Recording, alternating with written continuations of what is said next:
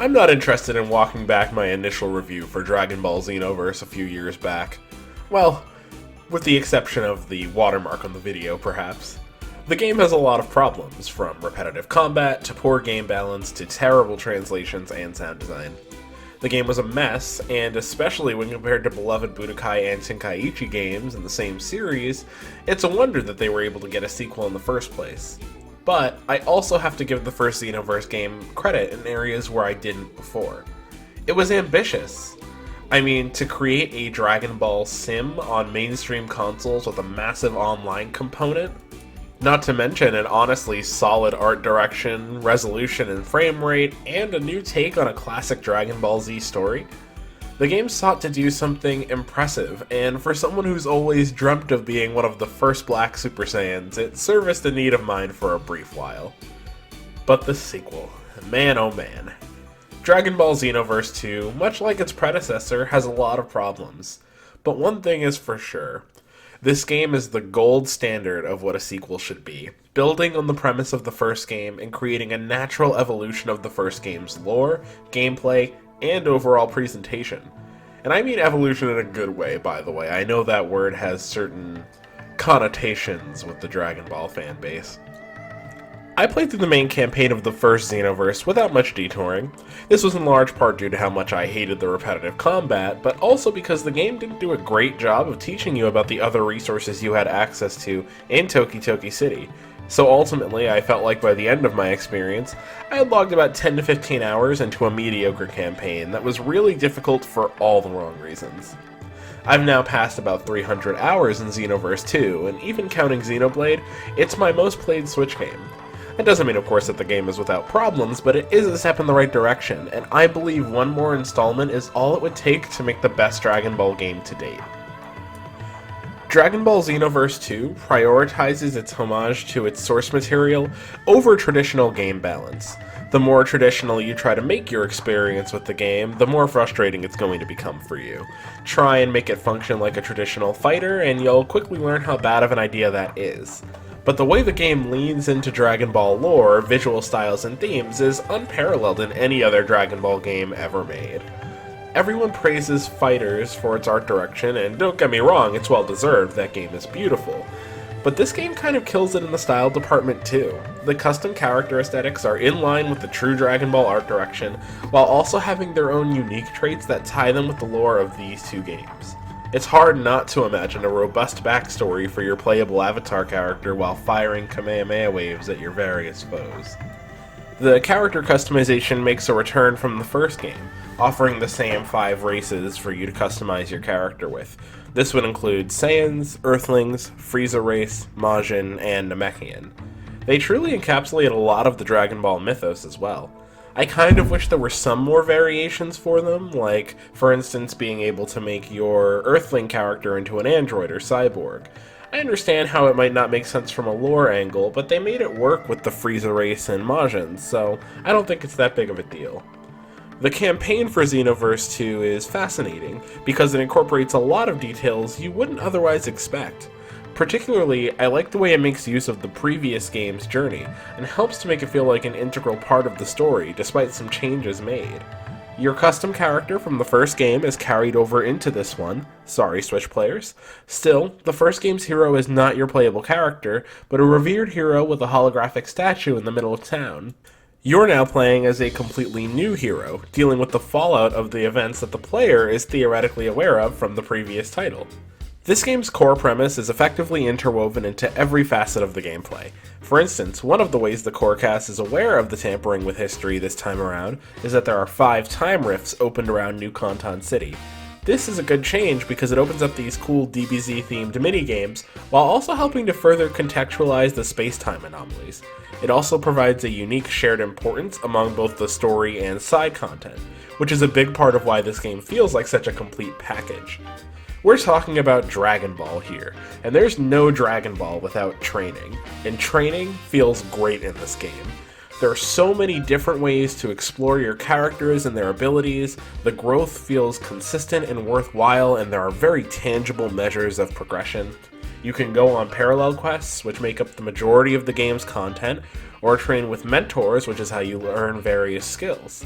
All of this is handled with a delivery of context and world building that makes your adventures in Canton City feel like a DBZ role-playing session. In so frequently trying to measure games based on objective scales, I think we miss out on one of the fundamental truths of game design, which is that a game's primary obligation is to the audience it knows it will have.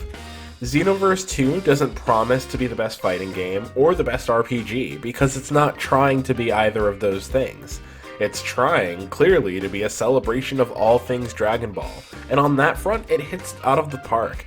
Any longtime fan of the Dragon Ball series, whether you read the manga as a kid, played the games, watched the anime, you're going to find something here that calls back to your past and history with the series. The first game was ambitious in this same goal, certainly, but it failed because there were so many core issues to the way the game was made that no amount of fancy presentation could fix it. Ultimately, the first Dragon Ball Xenoverse was a bust in its execution, but the idea was there, and since combat went from being unbearable to actually quite competent between installments, things that felt like padding in the first game feel intentional and ultimately fun in the second. What exactly are these changes to combat? Well, for starters, the game relies far less on super armor as a means to generate difficulty for its AI opponents, which is a huge start.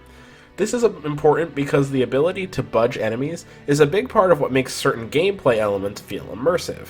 The weight of strikes have some degree of variance also, which increases the importance of customizing your character to speak to your own preferences. Speaking of which, that feels much easier in this game, and the mentor character plays a huge role in that. In addition, there's an in-depth system of checks and balances for teleportation and overall use of stamina that adds a layer of strategy to what would otherwise just be a massive slugfest. The guard break system also offers a massive punish to those who would just abuse their special moves. Try to Kamehameha spam me like those Tenkaichi 3 days and you're gonna catch a guard break. Unlocking skills has become much easier than it was in the previous Xenoverse title as well. Mentors are now tied to your skill level and story progress, so there will be different residents in Canton City depending on how much of the game's campaign you've completed. This helps you to pace yourself, which is essential because this game is loaded with content. The same approach is taken with the skills that you can earn and buy, as well as with available parallel quests, clothing items, accessories, and much more. That actually brings me to another big part of this game's appeal over its predecessor. An increased amount of unlockables with a legitimately fascinating progression system helps to give more purpose to every action, and creates a generally far more satisfying gameplay loop. One other thing I really like is the scale of the time patrol. Since the events of the previous game, there are now time patrollers everywhere of different races. It helps to give some legitimacy to certain story details, and makes the overworld more fun to navigate.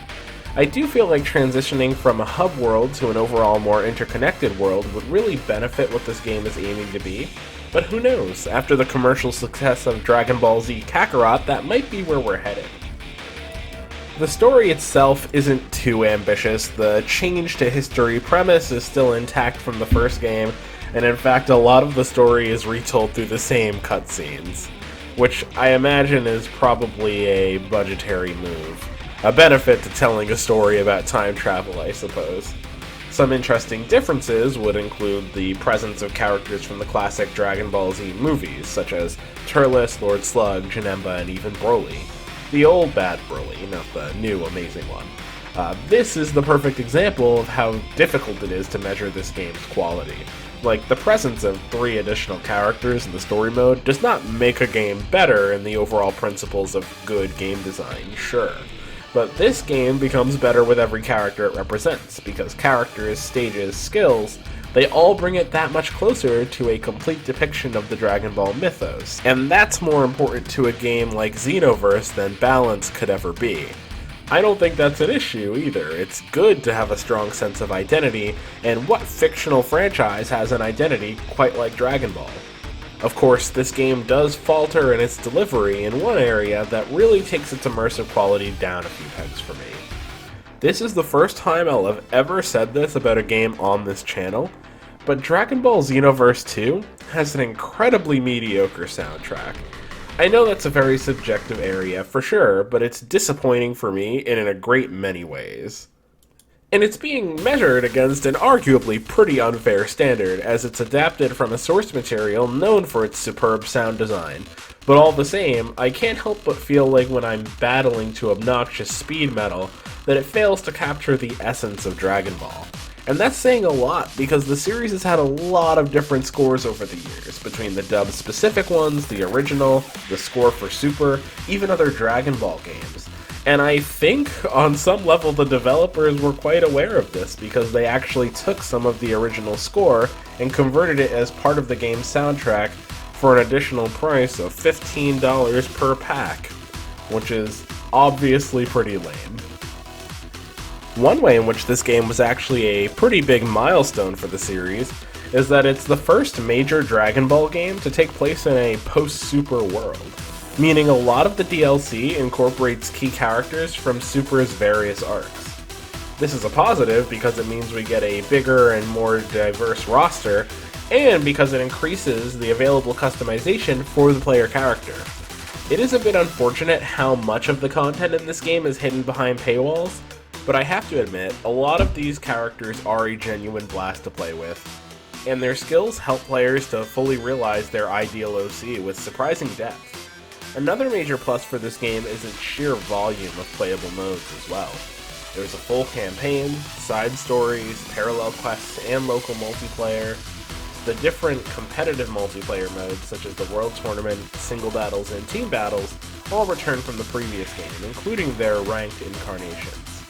There's also an extra story mode that is paid DLC, but offers a very fascinating take on the existing time travel plots these games tend to focus on. They've also introduced a lot of game modes that make this feel more like a proper MMO. There are expert missions and expert raids, which feel like an epic Dragon Ball style interpretation of the types of big raid bosses we've seen in the likes of WoW or Final Fantasy XIV. Then there are crystal raids, where players get to be the raid bosses. There's also a figure battle mode, loosely based on Dragon Ball Heroes, the Japan-only card game. This mode comes with its own separate story mode, but fair warning, quite a lot of gacha elements going on here. There are also those minigames that I mentioned earlier based on locations from across the Dragon Ball mythos. From Capsule Corp to Frieza's spaceship to Majin Buu's house, these locales will help players customize even further, and each one corresponds with a custom character race, so they can help you achieve new heights of skill. The feeling you get when you start to achieve the best of what your custom character is capable of is as close to experiencing the true Dragon Ball as I think a person can get. Again, this game has its flaws, and if measured against more traditional game design standards, I think a lot of people would find themselves panning it and declaring it mediocre. Yet when measured by its own rule set, it becomes clear that this is a game with a powerful sense of identity. And it goes beyond the typical corporate adaptation of an IP to become a genuinely powerful homage to one of the most prominent franchises in animation history. But clearly, just having character customization and a bunch of quests you can go on isn't enough to start actually crafting backstories for your characters, right? Right? Tenda was a human on an alternate Earth besieged by Dr. Gero and the Red Ribbon Army. She was enhanced through experimentation to achieve the feats of strength and speed only ever seen previously by the Saiyans. She joined Time Patrol in the hopes that she could return home, defeat the Red Ribbon Army, and save her world. Can Tenda stop the mighty Dr. Gero? Find out next time on Dragon Ball Z. Or something like that, I don't know. Maybe it's just fun to punch Frieza. Thank you all for tuning in for this review of Dragon Ball Xenoverse 2, a game that has taken up more of my time than I'm willing to admit. For more action-packed adventure, see some of my other reviews and subscribe to make sure you don't miss the next ones. Thank you as always for watching, and come back soon for more from the Game Room.